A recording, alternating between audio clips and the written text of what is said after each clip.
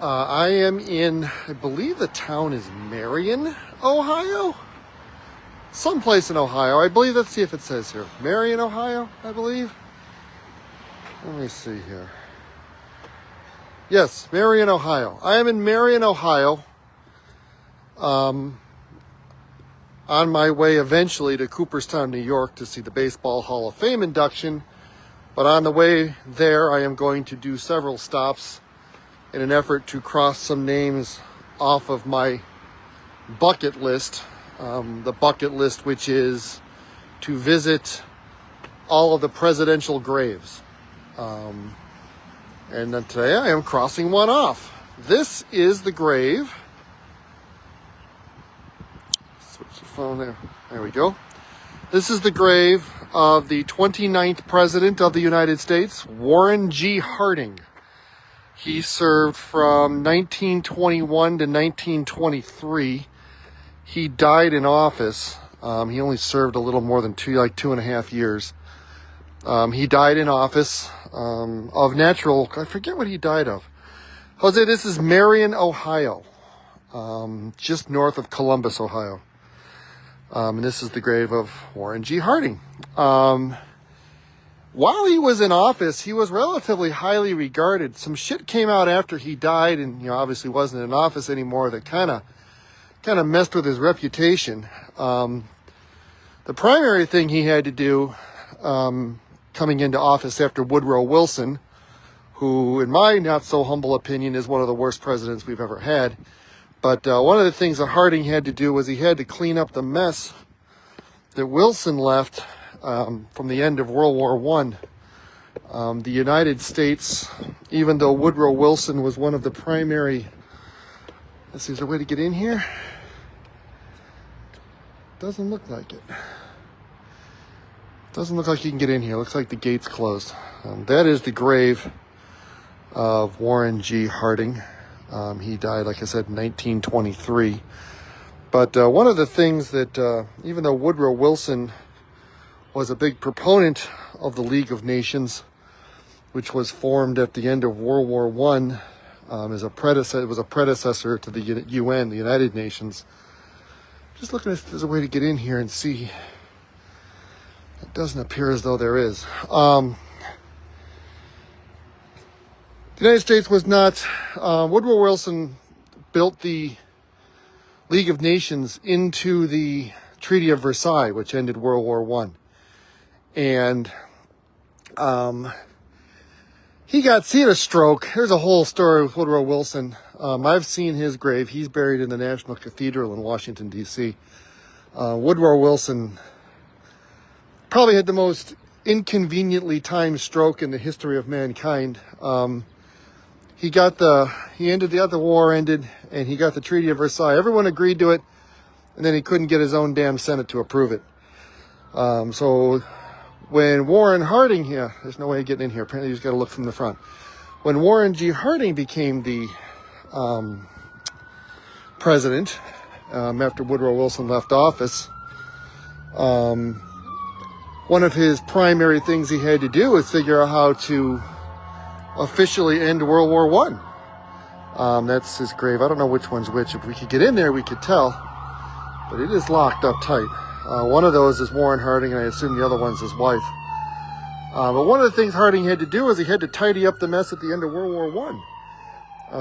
When he came to, everyone thinks, World War I ended in 1919. It didn't. Well, not for the United States. We were still officially at war with Germany and Austria and the Ottoman Empire and some of these countries that didn't exist anymore because the war had eliminated them. The United States was still officially at war with some of these countries because we had not ratified the Treaty of Versailles.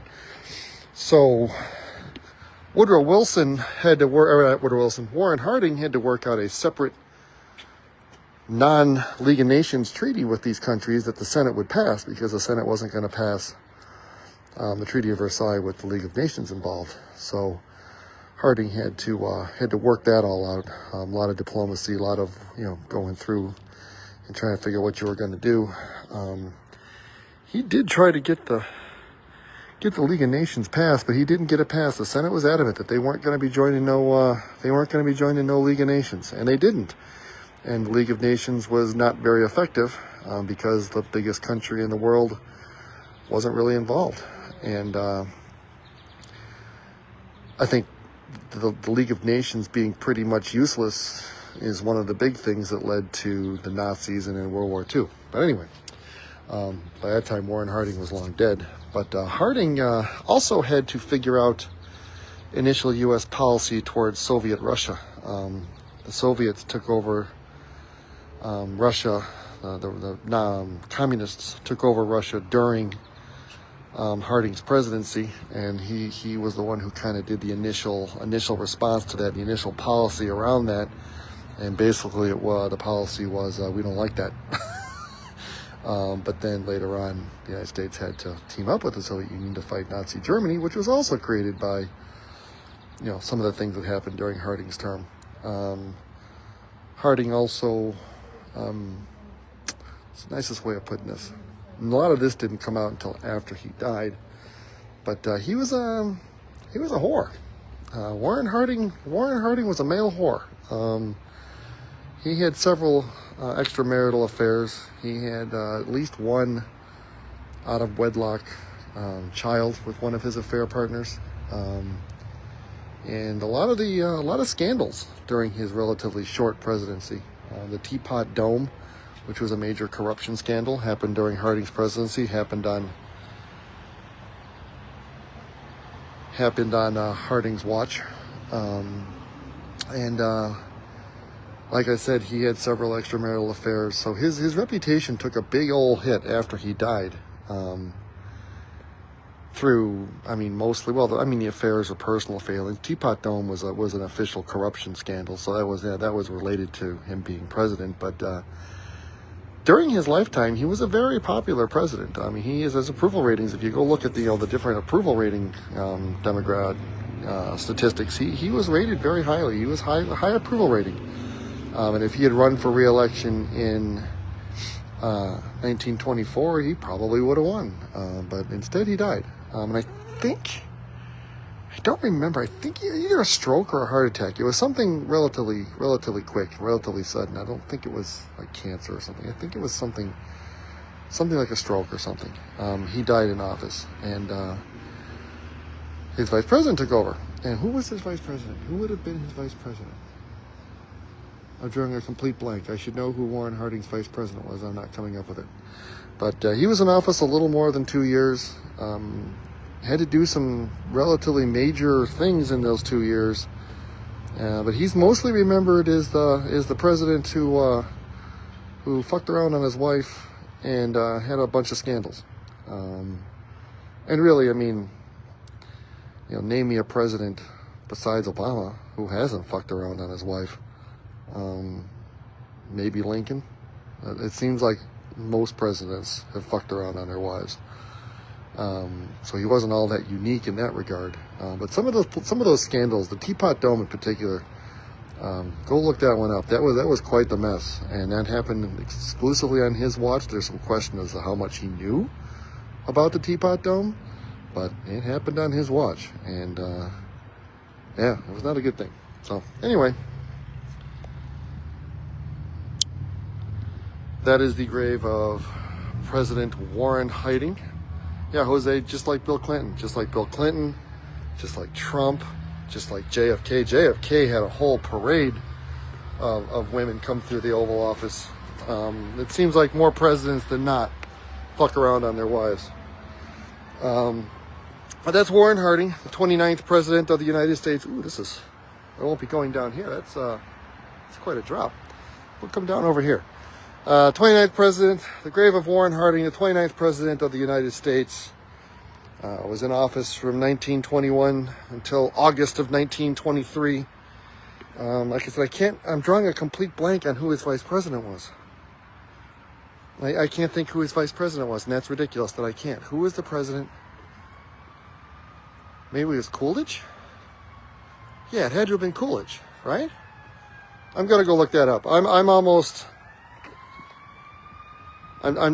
positive it was Coolidge, now that I think about it. Coolidge probably took over and then ran on his own. Yeah, Dave, Trump's on 3 wives. Kennedy only had the one wife, but Kennedy, he had a lot of girlfriends, and so did Harding back here. There was one, Nan something. I forget her last name, but Nan something. She's the one that had a kid out of wedlock with him. Yeah, thanks, Bill. Coolidge. All right, Coolidge. Nan something. I can't remember her last name, but she had a kid out of wedlock with Harding, which is something most of the presidents who fucked around on their wives. Who was the other one who did? Well, Jefferson did. Had at least one kid out of wedlock. Probably had a few. I'm trying to think. There was one other one, at least, that I got. Was it Arthur? Cleveland? I don't remember. There was one other one, at least, that had a president, had a kid out of wedlock. But Harding here was one of them. And unlike a lot of the other presidents, he had a huge corruption scandal. So, but he did do some things. He had to get some stuff done. He officially ended World War I for the United States. He got a modified version of the Treaty of Versailles through Congress, specifically the Senate. He started formulating policy on communist Russia. So he got some stuff done, and he's only in there for 2.5 years. So he kind of, Nan Britton, there it is. Nan Britton. I knew her name was Nan, because I remember thinking, what a 1920s name that is, Nan. My grandma's name was Ida. It's the only other 1920s name, like just completely 1920s name. He had a kid out of wedlock with. So anyway, that is the grave of Warren Harding. It is also, I read somewhere, one of the last presidential grave sites that are like a big column, big deal kind of thing. Most of the rest of them are just buried in, after Harding, are just buried in basic graves, sometimes in their presidential libraries. But anyway, one I get to cross off my bucket list. I got one tomorrow, McKinley. I'm going to try to get James Garfield on this trip. And then Martin Van Buren is buried up by Cooperstown. And depending on how far, there's another one in Ohio on the way back, and I can't think who it is, besides Garfield and McKinley.